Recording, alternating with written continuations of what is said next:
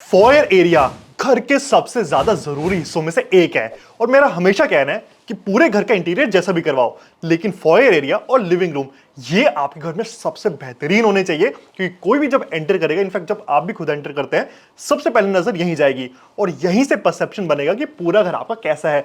तो जितना दिमाग लगाना है, जितना इंटीरियर करवा सकते हो, फॉयर एरिया और लिविंग रूम में तो करवाना ही करवाना है। इनमें से लिविंग रूम की बात किसी और दिन करेंगे, आज हम करते हैं फॉयर एरिया की बात और देखते हैं फॉयर एरिया को बेस्ट से बेस्ट कैसे बनाना है। सबसे पहले समझते हैं कि फॉयर एरिया होता क्या है। फॉयर एरिया वो एरिया होता है जो आपके मेन गेट से एंटर करते ही आपको सामने दिखता है। इसको कह सकते हैं कि जो एरिया मेन गेट और आपके घर के बाकी हिस्सों को जोड़ता है, उसको कहते हैं फॉयर एरिया। इसके कुछ एग्जांपल आप अपने स्क्रीन पर देख पा रहे होंगे। आपके वहां का एरिया बड़ा हो सकता है, छोटा हो सकता है, लेकिन फॉयर एरिया 90% भारतीय घरों में होता जरूर है। कोई भी फॉयर एरिया 5 हिस्सों से मिलकर बनता है। सबसे पहला हिस्सा आता है कंसोल यानी स्टोरेज का, जैसा स्क्रीन पर देख पा रहे हो। इसके अगला हिस्सा आता है पीछे की दीवार का। अगला हिस्सा आता है सिटिंग स्पेस का, यानी जहां आप बैठ सकते हो। चौथा हिस्सा होता है सेंटर पीस का, यानी एक ऐसा पीस जो फॉयर एरिया की जान होती है, वो सारे का सारा ध्यान अपनी तरफ खींच सकती है। और पांचवा और आखिरी एरिया होता है वहां की लाइटिंग का, कि वहां पर लाइटिंग किस तरीके की जाए कि पूरा फॉयर एरिया जिसमें इतना पैसा लगा हुआ है वो पूरा का पूरा हाईलाइट कर दिया जाए। तो ये 5 हिस्से मिलाकर बनता है आपका फॉयर एरिया। अब हम इस वीडियो में आगे एक एक एरिया उठाएंगे और देखेंगे कि उसको बेहतरीन कैसे बनाना है, ताकि आखिर में पांचों के पांचों हिस्से एकदम बेहतर बन जाए और एट द एंड आपको फॉयर एरिया सबसे बेस्ट बन जाए। तो शुरुआत करते हैं सबसे पहले हिस्से की, यानी कंसोल यानी स्टोरेज किस तरह का होना चाहिए। अब यहां पर सबसे पहला सवाल आता है कि भाई आपको स्टोरेज चाहिए या नहीं चाहिए। अगर आपके मन में आ रहा है कि स्टोरेज नहीं चाहिए, तो मैं आपको यहीं रोक देता हूं। आप स्टोरेज 120% लीजिए। फॉयर एरिया में बहुत ज्यादा यूज होता है। हाँ, उसको कम करना है, ज्यादा करना है, वो आप पे छोड़ दो, मैं आप कर सकते हैं। अगर आपको लगता है भाई स्टोरेज की जरूरत नहीं है, स्टोरेज बहुत कम चाहिए, आपको कीज रखनी है या कुछ एक छोटी मोटी चीजें रखनी है, तो आप इस तरह के डिजाइन में जा सकते हैं, जहां पर सिर्फ और सिर्फ फ्लोटिंग एक शेल्फ दे दी जाती है। उसके नीचे ड्रॉर्स होते हैं और नीचे का पूरा स्पेस एम्प्टी होता है, या फिर वहां पर इस तरह के पीवीडी कोटिंग वाले लेग्स लगा दिए जाते हैं। देखने में बहुत मिनिमलिस्टिक और बहुत ज्यादा अच्छा लगता है। लेकिन मैंने अपने करियर में जितने भी एरिया डिजाइन करे हैं, मैंने देखा है 99% लोग फॉयर एरिया में अलग अलग चीजें स्टोर करते हैं। तो उनको फॉयर एरिया में स्टोरेज चाहिए होती है। वहां जूते चप्पल रख देते हैं, कीस रख देते हैं, टूल्स रख देते हैं, कोई कपड़ा रख देते हैं, या ऐसा कोई भी एरिया रखते हैं जो अंदर या बाहर जाते हुए आपको चाहिए होता है। तो भारतीय घरों में फॉयर एरिया में स्टोरेज की नीड बहुत ज्यादा होती है और उसके हिसाब से आगे बात करेंगे। तो मैं मान के चल रहा हूं कि वहां पर आपको स्टोरेज स्पेस हाई चाहिए होगा और ज्यादातर लोग फॉयर एरिया में शू रखना पसंद करते हैं, क्योंकि इंडियन घरों में कल्चर है कि भाई घर के अंदर जूते चप्पल लेकर नहीं आने, तो बाहर उतार दिया करते हैं। इस वजह से फॉयर एरिया में जूतों को स्टोरेज का स्पेस होना जरूरी है। अब इसके लिए सबसे पहले बात आती है भाई फॉयर एरिया की डेप्थ कितनी ले। डेप्थ के लिए मैं आपको 2 ऑप्शन देता हूं, या तो आप ले लो 14 इंच या आप ले लो 8 इंच। अब 14 और 8 कब कब लेना वो बताता हूं। 14 इंच तब लो जब 14 इंच लेने के बाद आपके पास आगे कम से कम 3 फुट का स्पेस यानी 36 इंच बच रहा है वॉकिंग के लिए, तो आप 14 इंच ले सकते हो। अदरवाइज आपको अपना स्टोरेज कम करना होगा, और जब कम करो तो आप इसको 8 इंच में भी ला सकते हो। हाँ, लेकिन एक फर्क हो जाएगा। अगर आप 14 इंच का ले रहे हो तो वहां पर आप सीधे सीधे शूज अंदर रख सकते हो, लेकिन अगर आप 8 इंच का ले रहे हो तो आपको इस तरह के डिजाइन लेने होंगे जहां पे शूज को ऐसे लिटाकर अंदर बंद कर दिया जाता है, ताकि उनका जो स्पेस ऑक्यूपेंसी वो कम हो। लेकिन इसके साथ साथ शू रखने की कैपेसिटी भी कम हो जाती है। तो अगर आपका छोटा फैमिली है, कम जूते चप्पल होते हैं, तो ठीक है, आप ये डिजाइन में जा सकते हो। अदरवाइज आपको 14 इंच लेना पड़ेगा, ताकि आपके पास इतना स्पेस रहे जहां जूते चप्पल आराम से स्टोर किए जा सके। और शू स्टोर करने के बाद सामने की तरफ आप ओपनेबल शटर लगा दो, ताकि उनको एक्सेस कर सको। और ऊपर की तरफ दे दो ड्रॉर्स, जहां पर आप अपने टूल्स हो गया, कोई चाबी हो गई, ऐसी चीजें रख सको आराम से, जो कि अंदर बाहर जाते हो आप सीधे वहीं से उठाओ और वहीं वापस रख दो, आपको घर के अंदर लाने की जरूरत ना पड़े। चलो, आपने हाइट वेट चाहिए तो समझ लिया। अब बात आती है भाई किस मटेरियल में इसको बनवाया जाए। तो ज्यादातर लोग इसमें लकड़ी का इस्तेमाल करते हैं। अब लकड़ी में बहुत सारे ऑप्शन आते हैं। इसके लिए मैं आपको रिकमेंड करूंगा कि अगर आपको फॉयर एरिया घर के अंदर है, यानी आपका जो मेन डोर है जो 3.5 फुट या 3 फुट का होगा, उसको खोलने के बाद अंदर की तरफ फॉयर एरिया है, तो वहां पर आप HDHMR या BWR का यूज कर सकते हैं। दोनों अच्छे हैं, वाटर रेजिस्टेंट है, और क्योंकि घर के अंदर है तो ऐसा नहीं है कि यहां पर बारिश का पानी या इस तरह कुछ पड़ सकता है, इसलिए वहां पर आराम से इन दोनों लकड़ियों से काम हो जाएगा। लेकिन इसके उलट अगर आपको फॉयर एरिया आपके गेट के बाहर पड़ रहा है, जैसे काफी भारतीय घरों में हो जाता है, खासकर जो बंगलोस वगैरह बनते हैं वहां ऐसा ही होता है, वहां पर आपको मैंडेटरली यूज करना होगा BWP प्लाई का। अब BWP और जो मैंने इससे पहले ऑप्शन देते उसमें फर्क इतना ही है, BWP पूरी तरह वाटर प्रूफ होती है, इसका मतलब वहां कितना पानी लग जाए उसको कुछ भी नहीं होने वाला। तो आप संतुष्ट हो सकते हैं कि आपको फॉयर एरिया में जो कंसोल लगा वो कभी खराब नहीं होगा। और घर के अंदर है तो वहां पर इतना पानी लगता नहीं है, तो इसलिए मैंने वहां पर BWR और HDHMR रिकमेंड किया। लेकिन अगर वहां पर आप कोई भी तरह का शू कंपार्टमेंट नहीं बना रहे, नॉर्मल ड्रॉर जिसमें कीस वगैरह ये सब रखने वाले हो, तो उसके लिए आप BWR या HDHMR का भी यूज कर सकते हो। सफिशिएंट मजबूती मिल जाएगी और वाटर रेजिस्टेंट है, प्रूफ होने की वहां जरूरत भी नहीं पड़ेगी क्योंकि गीले जूते अंदर जाएंगे नहीं। इस वजह से अगर जूते रखने वाले हो मैंडेटरली BWP, अगर नहीं रखने वाले तो BWR और HDHMR दोनों ही अच्छे रहेंगे। और मटेरियल जो भी लो उनकी थिकनेस होनी चाहिए 18 mm, यानी आपको 18 mm की प्लाई या बोर्ड का यूज करना है और उसी से पूरा बनाना है। चलो मटेरियल पता लग गया, इसके अगला चलता है कि भाई उसका डिजाइन किस तरह का होना चाहिए। डिजाइन में मैं आपसे रिक्वेस्ट करता हूं कभी भी फुल यानी ऊपर से लेकर नीचे फ्लोर माउंटेड वाला कंसोल कभी मत बनवाना, देखने में बहुत पुराना हो गया, अच्छा नहीं लगता। आपको लेना है इस तरह की कंसोल जो फ्लोर से थोड़े से उठे रहते हैं। बहुत बड़ा है ठीक है थोड़ा सा उठा दो, छोटा है ठीक है ज्यादा उठा दो, लेकिन वो फ्लोर को टच करते नहीं होने चाहिए, वो होने चाहिए वॉल माउंटेड। और फ्लोर पे ना रखने का रीजन सिर्फ डिजाइन नहीं है, ये प्रैक्टिकल भी ज्यादा होता है, क्योंकि कोई भी चीज जो बाहर है गेट के या तो पास है गेट के भी बाहर है, उसके नीचे गंदगी ज्यादा जमती है। अगर आपका जो डिजाइन है वो फ्लोर से पूरा चिपका हुआ होगा, ऐसा नहीं हो सकता कि फ्लोर के नीचे गंदगी ना जाए, वहां जाएगी लेकिन आप सफाई नहीं कर पाएंगे। लेकिन जब भी फ्लोर से थोड़ा सा उठा हुआ है तो आपको सफाई करने में कहीं ज्यादा आसानी होने वाली है। इसके बाद बात करते हैं कि भाई जो कंसोल है उसका कलर किस तरह का होना चाहिए। अब कलर एग्जैक्ट मैं बता नहीं सकता क्योंकि वो आपके इंटीरियर पर निर्भर करेगा, लेकिन वहां जो भी है मेक श्योर कि वो थोड़ा लाइट टोन में हो, मीडियम टू लाइट हो, एकदम बिल्कुल लाइट नहीं वो तो गंदा हो जाएगा, लेकिन मीडियम टू लाइट हो, वहां डार्क मत रखना। उसका सिंपल सा लॉजिक ये है कि फॉयर एरिया अक्सर हमारे घरों में मतलब 99.9% घरों में छोटे ही होते हैं, बहुत ज्यादा बड़े नहीं होते। बहुत छोटे स्पेस में अगर आपने कोई डार्क एलिमेंट डाल दिया वो और ज्यादा छोटा लगने लगता है और ज्यादा कंजस्टेड लगता है। इस वजह से मेक श्योर कि आपके फॉयर एरिया में जो भी डिजाइन हो वो हल्के रंग में हो, हल्का ना हो, थोड़ा मीडियम हो जाए चलेगा, लेकिन वो डार्क तो बिल्कुल नहीं होना चाहिए। अब ये कलर करने के लिए ऊपर की फिनिश पता होना भी जरूरी है, यानी आपकी जो प्लाई है इसके ऊपर क्या लगेगा। इसके लिए आपके पास 3-4 ऑप्शन है, आप लेमिनेट ले सकते हो, विनियर ले सकते हो, एक्रिलिक ले सकते हो या फिर DQA-PU पेंट करवा सकते हो। ये 4 ऑप्शन है। इसमें मैं कहूंगा कि आप प्लीज और प्लीज लेमिनेट में ही जाए, बाकी किसी में ना जाए, क्योंकि वो चीज अच्छी तो लगेगी लेकिन आपकी मेंटेनेंस बहुत ज्यादा बढ़ा देगी। फॉर एग्जांपल आप कहते हो भाई मुझे एक्रिलिक लगवाना है, ठीक है लगवा लिया, उसके बाद फॉयर एरिया में धूल मिट्टी हमेशा ज्यादा होती है, वो उसके ऊपर जमेगी और आप पूरे दिन उसको साफ ही करते रह जाओगे, लेकिन फिर भी आप पूरी तरह साफ नहीं कर पाओगे। इसके अलावा आप डिसाइड कर दो भाई मैं पेंट करवा देता हूँ DQA-PU पेंट, ठीक है वो भी बहुत अच्छे लगेंगे, लेकिन दिक्कत यह है कि फॉयर एरिया में वियर टियर बहुत ज्यादा होता है। बाहर से कुछ सामान आया वो लग गया उस पर, बच्चे आए जूते मार दिया, हाथ मार दिया, बैट मार दिया, कुछ ना कुछ लगता रहता है। ऐसे में अगर पेंट खराब हो गया, DQA-PU पेंट को रिपेयर करवाना बहुत मुश्किल होता है, पूरा का पूरा पल्ला उखड़ेगा, जाएगा फैक्ट्री में, वहां पर पेंट हो गया वापस आएगा, तो दिक्कत रहती है।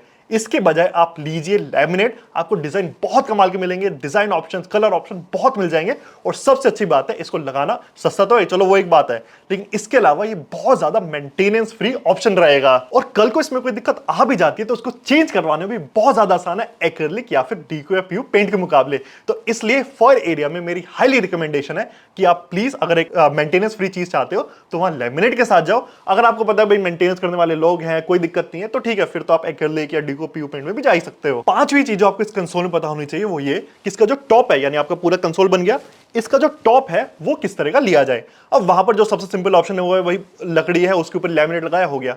ये गलती आपको कभी नहीं करनी है। उसके ऊपर लकड़ी लगाओगे, लैमिनेट लगाओगे, उसकी मेंटेनेंस हमेशा ज्यादा रहेगी। इससे अच्छा है कि आप वहां पर किसी ना किसी तरह का स्टोन रखिए ताकि आपकी मेंटेनेंस कम रहे, प्लस जो एजेस है वो भी थोड़े से राउंड ऑफ किए जा सके ताकि वहां किसी को इंजरी ना हो, कोई चोट ना लग जाए। अब जब स्टोन की बात आती है तो आपके पास 2-3 ऑप्शन आते हैं, आप इटालियन लगवा लो, आप क्वार्ट्ज लगवा लो, आप ग्रेनाइट लगवा लो। तो आप इटालियन या क्वार्ट्ज में से कोई जाना चाहो चले जाओ, ग्रेनाइट वहां मैं मना करूंगा। वो इसलिए क्योंकि यहां पर हमारा सबसे पहला फोकस ये है कि सुंदरता मैक्सिमम होनी चाहिए।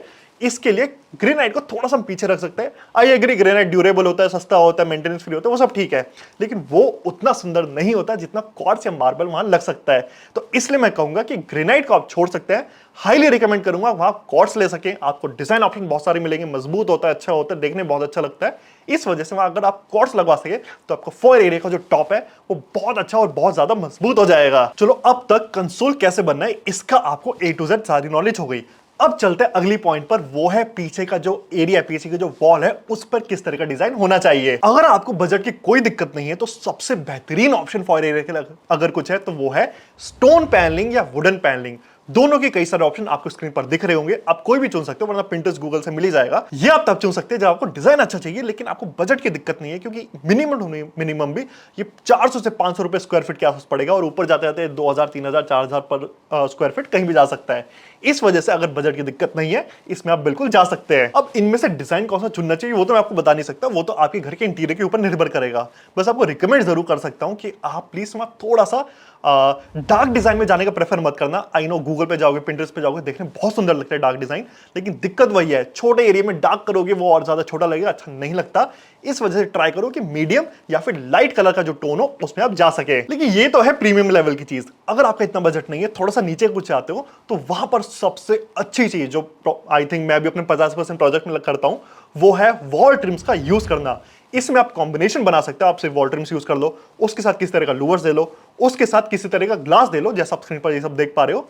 वो आपको ऑप्शन बहुत सारे मिल जाएंगे और मेरा जो पर्सनल फेवरेट है वो है सेंटर में ग्लास और आसपास वॉल ट्रिम्स। इसमें आपको डिजाइन बहुत सारे मिल जाएंगे और सबसे अच्छी बात, आपका पैसा भी ज्यादा खर्च नहीं होगा। और तीसरी सबसे जरूरी बात कि आपको बड़ा ही मिनिमलिस्टिक डिजाइन मिलेगा, यानी बहुत ज्यादा तड़क भड़क जिन लोग पसंद नहीं होती ना, थोड़ा शांत डिजाइन, सभ्य डिजाइन पसंद होता है, उनके लिए वॉल ट्रिम सबसे ज्यादा बेहतरीन चीज है। अगर आपको इससे भी नीचे जाना है या तो डिजाइन और हल्का चाहिए या फिर आपका बजट इतना नहीं बन रहा है, तो ठीक है, वॉलपेपर लगाओ, खत्म करो, या फिर वॉलपेपर के ऊपर किसी तरह का सेंटर पीस लगा सकते हो, या फिर वॉलपेपर के ऊपर किसी तरह का फोटो फ्रेम ले लो और काफी होगा आपके लिए, मिनिमलिस्टिक डिजाइन बन जाएगा और आपका पैसा भी ज्यादा खर्च नहीं होगा। इसके बाद आते हैं फॉयर एरिया की सबसे ज्यादा महत्वपूर्ण चीज पर, जो है उसका सेंटर पीस। सेंटर पीस अक्सर लोग मिस कर देते हैं, वो छोड़ देते हैं इसके बाद, लेकिन मेरे हिसाब से सेंटर पीस हर एक फॉयर एरिया में होना बिल्कुल जरूरी है। जैसे एक बेडरूम में मास्टर वॉल होना जरूरी है ना, ऐसे ही फॉयर एरिया में सेंटर पीस होना बेहद जरूरी है। अब सेंटर पीस अलग अलग तरह के हो सकते हैं, जैसा आप एक बार ये स्क्रीन पर देखो, ये सारे इमेजेस, इसमें आपको दिख रहा होगा सेंटर में एक मूर्ति रखी हुई है या फिर किसी और तरह का फ्लावर हाउस वगैरह रख दो, वो आपका सेंटर पीस हो गया, नहीं हाईलाइट एरिया जो आपका सारा फोकस अपनी तरफ खींचे। ये एक प्रकार का सेंटर पीस है।